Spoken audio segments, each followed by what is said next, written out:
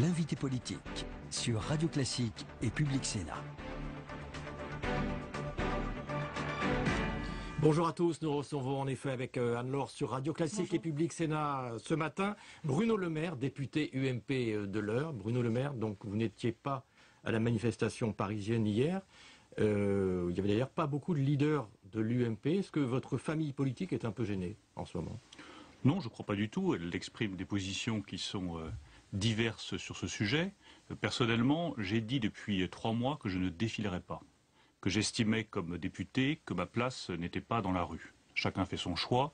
Ma position a le mérite de la cohérence, je m'y tiens depuis le début.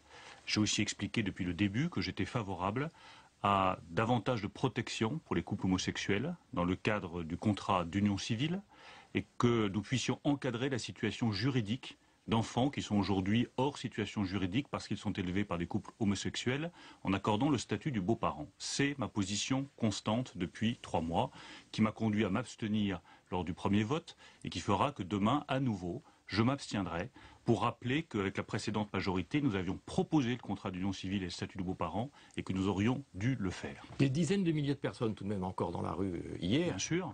C'est une manifestation importante. Comment vous l'analysez? Qu'est-ce que vous ressentez quand vous voyez ces images? Mais je ressens des personnes qui ont eu le sentiment d'avoir été ni respectées, ni écoutées, ni même entendues par le pouvoir en place. On ne fait pas une réforme de cette importance-là sans savoir où on va.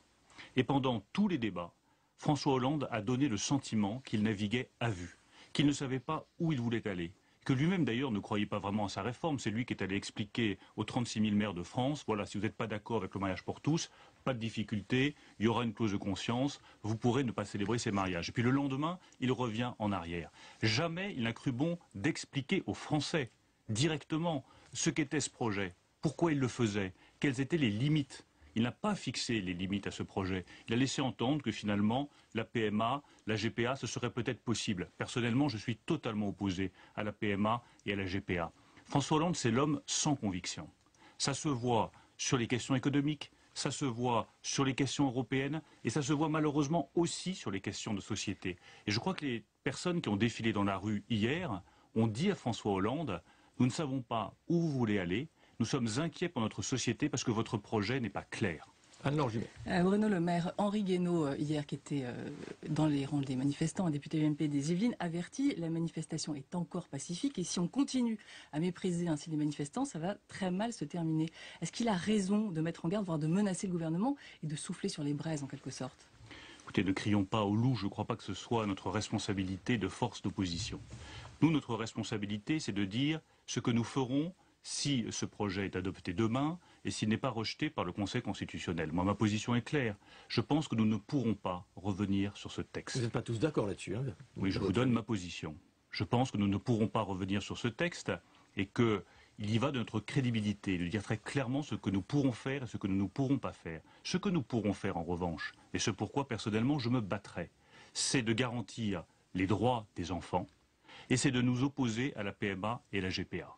Mais en revanche, je ne pense pas que nous pourrons revenir sur ce texte. Je crois également que notre rôle de force d'opposition aujourd'hui n'est pas simplement de nous opposer, c'est aussi de commencer à nous constituer en force d'alternance crédible. Et donc de revenir sur les sujets qui sont aujourd'hui au cœur des préoccupations des Français. L'UMP et Jean-François Copé, en appelant à manifester, n'entretient-elle pas justement un sujet que vous souhaiteriez voir se terminer immédiatement finalement? Moi je souhaite que l'UMP précise sa position par rapport au texte. Si jamais ce texte est adopté, je vous donne la mienne. Je pense que nous ne pourrons pas revenir sur ce texte. Il y aura créé des situations de droit, il y aura eu des couples mariés, il y aura eu des enfants adoptés. Je ne pense pas que ce sera possible de revenir là-dessus. Et l'UMP doit siffler la fin de la partie? Ça vaut le coup de se battre contre la PMA, contre la GPA, pour les droits des enfants. Et je crois qu'il est essentiel aussi que notre famille politique, désormais, commence à faire des propositions qui soient crédibles sur les sujets qui sont au cœur des préoccupations des Français. Nous avons 1300 chômeurs de plus par jour. Est-ce que l'UMP doit dire stop sur le mariage pour tous? C'est pas elle de dire stop.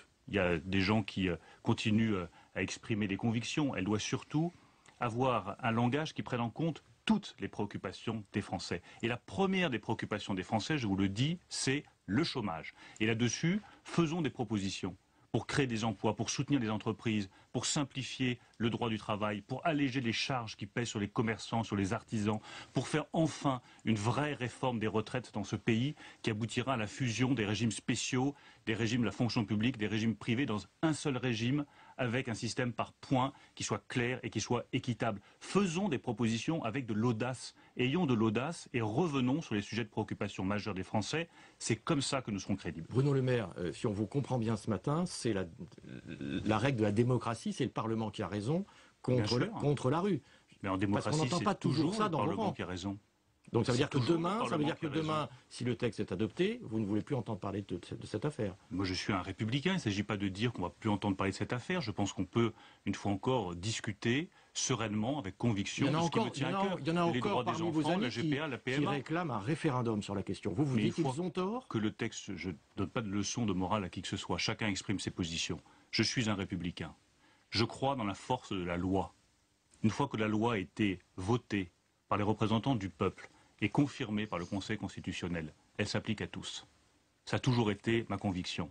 Je pense également que le rôle d'une force d'opposition, c'est d'entendre effectivement ce qui se dit dans la rue, de comprendre pourquoi il y a cette opposition forte et de mettre des limites. Je crois que nous sommes là pour mettre des limites à des projets de société avec lesquels nous ne sommes pas d'accord. C'est le sens de mon opposition à la PMA, à la GPA et mon engagement pour les droits des enfants. Mais je crois que notre responsabilité aussi, c'est d'offrir un espoir à des millions de Français qui sont aujourd'hui frappés par le chômage. Et je ferai en sorte, avec toute la conviction nécessaire, que ma famille politique soit aussi une force d'alternance crédible, aussi un facteur d'espoir, aussi une famille moderne, ouverte. Vous savez qu'il y en a certains qui ont encore défilé hier dans la rue, qui ne se reconnaissent pas ou s'y reconnaissent plus, par exemple, dans l'UMP. Ils proposent même, certains, d'être candidats aux prochaines municipales. Est-ce que là, vous n'êtes pas quand même, je dirais, à un carrefour, et est-ce que vous n'êtes pas un peu débordé par ce qui se passe, au fond? Qu'est-ce que nous voulons pour l'UMP? Je crois que c'est la question qui est posée. Qu'est-ce que nous voulons être comme force politique? Lorsque l'UMP a été créée avec Alain Juppé, avec Nicolas Sarkozy, avec Jacques Chirac, l'idée était de rassembler dans un seul mouvement toutes les forces républicaines de la droite et du centre. Moi, je continue à croire à cela. Aujourd'hui, ce dont nous avons besoin, face au conservatisme des socialistes, parce qu'on voit bien que les socialistes n'ont pas de solution à porter à ce pays, qu'ils emploient toujours les mêmes vieilles recettes. Regardez sur l'emploi, les contrats aidés, financés par le contribuable, jamais une idée sur la mondialisation, sur notre capacité à nous saisir des marchés qui sont en train d'émerger. Bien, face au conservatisme des socialistes, l'UMP doit être une force de modernité et de progrès. Le progrès, aujourd'hui, doit être à droite. La modernité doit être à droite. La capacité à s'ouvrir, à respecter les situations des uns des autres doit être à droite. La capacité à moderniser radicalement, je dis bien radicalement, notre outil de production, notre outil économique doit être à droite. Moi, c'est ce que je défends. Anne-Laure Jumet. Bruno Le Maire, un dernier mot sur ce sujet. Quand vous voyez hier Gilbert Collard aux côtés de députés UMP comme Patrick Ollier ou Hervé Mariton, est-ce que ça vous gêne de voir le député frontiste s'afficher aux côtés de parlementaires UMP sur une cause commune? Bien sûr que ça me gêne de les voir côte à côte. Je pense que c'est une image regrettable. Qu'est-ce que ça dit des rapports aujourd'hui entre l'UMP et le FN? Absolument rien, parce que je connais Patrick Ollier, je connais Hervé Mariton, ce sont des députés que j'apprécie, et je sais qu'ils partagent mon avis. Nous n'avons rien à voir avec le Front National. Ce ne sont pas nos idées, ce ne sont pas nos propositions, ce n'est pas notre vision de la société. Il faut le redire haut et fort, je le redis haut et fort ce matin sur Radio Classique, c'est en elle-même que l'UMP doit trouver la force de se redresser et d'être une véritable force d'opposition et d'alternance surtout, et d'espoir aujourd'hui en France. Bruno Le Maire, peut-être la dernière question, puisque vous parlez de l'UMP. Est-ce que vous êtes favorable à un code des primaires pour l'UMP? On a lu hier dans le journal du dimanche que 3 anciens premiers ministres, Édouard Balladur, François Fillon et Alain Juppé, avaient préfacé ce document ce qu'on appelle la boîte à idées de l'UMP. Vous êtes pour des règles telles qu'elles ont été exprimées? Alors moi, je suis évidemment très favorable à des règles qui fixeront le fonctionnement de primaires ouvertes. Car si nous voulons vraiment créer de l'enthousiasme, du dynamisme dans quelques années, il faut que ce soit des primaires ouvertes. Mais c'est d'ailleurs ce dont on discute avec Jean-François Copé, avec François Fillon chaque lundi soir. Il y a encore une réunion ce soir dans le cadre de la révision des statuts de l'UMP. Est-ce que vous pensez qu'on va encore voter pour les primaires pour la présidence de l'UMP, ou vous n'êtes toujours pas tout à fait aussi favorable? Je ne sais pas ce qui va se passer, mais moi, ma position est très claire. J'écoute les militants.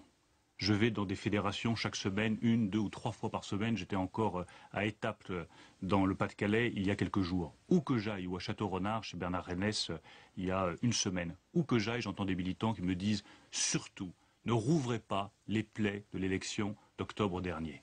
Ils ne veulent pas de cette nouvelle élection. Moi, je ne suis pas favorable à une nouvelle élection en septembre, parce que je pense que nous avons mieux à faire.